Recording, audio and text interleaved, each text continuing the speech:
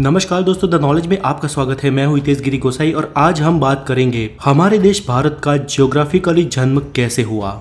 आज से करीब 20 करोड़ साल पहले हमारी धरती पर आज के दिखने वाले डिवाइडेड कॉन्टिनेंट्स नहीं थे। उस वक्त सिर्फ एक सुपर कॉन्टिनेंट या महाखंड हुआ करता था जिसे नाम दिया गया पैंजिया, और इसके चारों ओर सिर्फ एक महासागर था जिसका नाम था पैथालासा। और आज के सारे खंड इसी महाखंड पैंजिया में से विखंडित होके बने हैं। ये थियरी देने वाले वैज्ञानिक अल्फ्रेड वेगनर थे और उनका यह भी मानना था कि उसी वक्त उस महाखंड पे रेंगने वाले जीवों का विकास हुआ। दोस्तों, पृथ्वी के गर्भ में लगातार प्लेट्स खिसकती रहती है जिसके चलते धरती पर निरंतर बदलाव होते रहते हैं, लेकिन ये बदलाव लाखों या करोड़ों सालों बाद दिखाई देते हैं। और इन्हीं बदलावों के चलते आज के ये दिखने वाले कॉन्टिनेंट्स का जन्म हुआ और उनके साथ ही हमारे देश भारत का भी। अल्फ्रेड की थियरी के अनुसार प्लेट के सरकने से सबसे पहले पैंजिया सुपर कॉन्टिनेंट के दो भाग हुए, जिसके उत्तरी हिस्से को लारेंसिया और दक्षिणी हिस्से को गोंडवाना लैंड कहा जाता है। और इन दोनों के डिवाइड होने के बाद जो बीच में महासागर का पानी भरा और एक खाड़ी का निर्माण हुआ, उसे वैज्ञानिकों ने टेथिस सागर नाम दिया। पैंजिया में से अलग हुए उत्तरी महाद्वीप लारेंसिया में से आज के एशिया, यूरोप और उत्तर अमेरिका जैसे कॉन्टिनेंट्स बने, जबकि गोंडवाना लैंड में से दक्षिण अमेरिका, अफ्रीका, ऑस्ट्रेलिया और एंटार्क्टिका जैसे कॉन्टिनेंट्स बने। हमारा देश भारत भले ही आज भौगोलिक रूप से एशिया का भाग हो, लेकिन भारत का भूमि भाग उस वक्त वास्तव में गोंडवाना लैंड महाद्वीप का हिस्सा था और आज का अफ्रीका और भारत एक ही प्लेट पे टिके थे।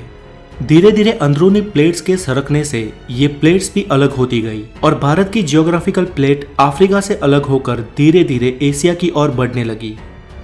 वो आज के लद्दाख हिस्से की ओर लगातार बढ़ती रही और एक समय इस प्लेट का एशिया के लद्दाख वाले हिस्से पे टकराव हुआ। दोस्तों, भूगर्भ में जब दो प्लेट्स का टकराव होता है तो भारी प्लेट नीचे की ओर सरक जाती है और हल्की प्लेट ऊपर उठ जाती है। उस वक्त भी ऐसा ही हुआ और आज के हिमालय का निर्माण हुआ।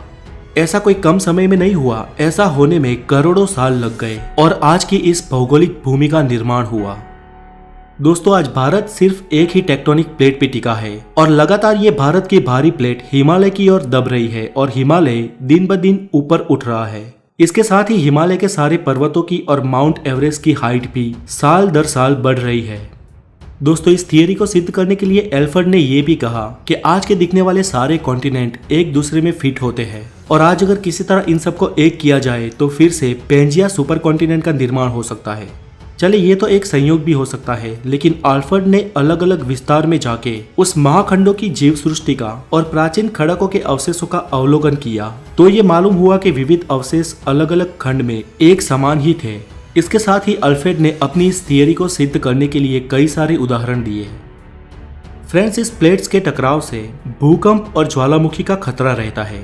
वैसे भारत में तो कोई खास सक्रिय ज्वालामुखी नहीं है, लेकिन हमारी इस एक प्लेट के सरकने से कभी कभी भूकंप के झटके महसूस होते हैं।